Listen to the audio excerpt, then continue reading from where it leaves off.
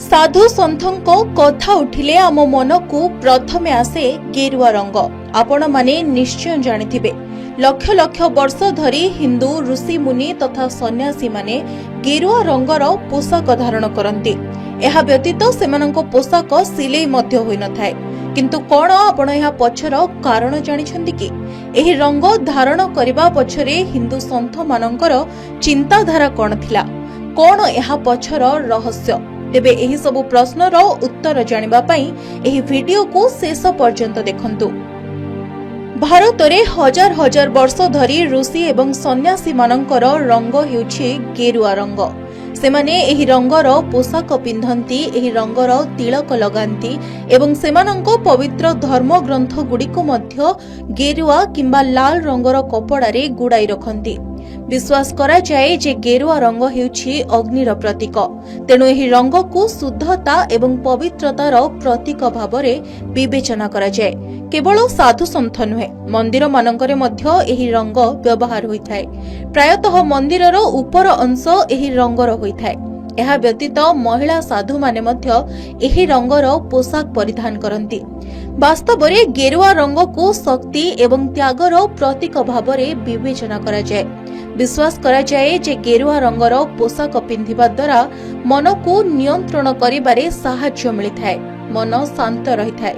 जदिओ विभिन्न धर्मर ए विषय रे भिन्न भिन्न दर्शन रहिछि।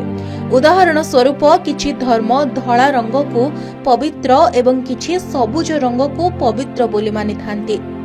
किंतु हिंदू धर्म सर्वदा गेरुआ रंग को पवित्र बोली मानि थाए। तेबे साधु सन्थ माने गेरुआ रंग धारण करिबा पछरे एक पौराणिक कहानी रहिछि।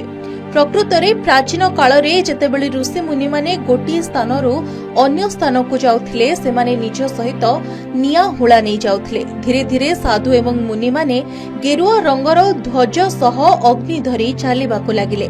परे सेमानंको पोशाकरे एही रंग परिवर्तन करा जायथिला।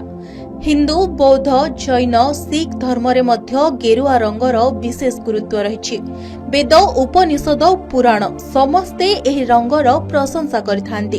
तेबे केवल साधु नुहंती, बरं एकांतवासी, त्यागी, तपस्वी एवं गृहस्थ लोक माने मध्य गेरुआ रंगर पोशाक परिधान करंती। अनेक समय रे गेरुआ रंग को कमला रंग सह समान बोली विवेचना करा जाय।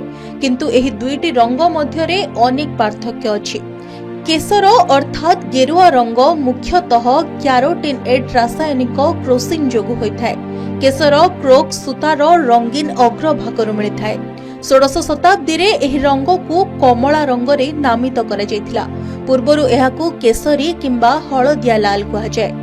थेरवाद परंपरार बौद्ध भिक्षु माने साधारणतः एही केसर रंगर पोशाक परिधान करंती। सेही भଳି वज्रायण बौद्ध भिक्षु माने मेरून रंग पिंधंती।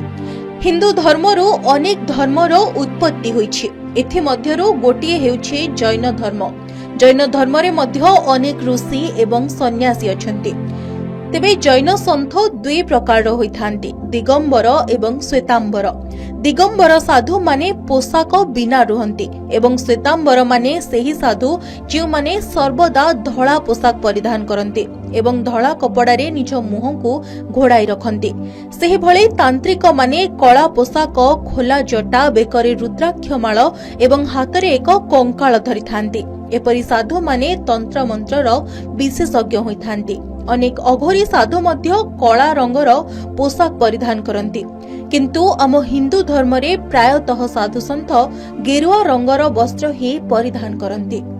आशा करूछु आपनको आम वीडियो पसंद आस्थिबो। जदि आपण माने एभली रोचक तथ्य उपरे अधिक जानिबाको चाहुचंती, तेबे देखिबाको भूलंतु नाही के न्यूज ओडिशा।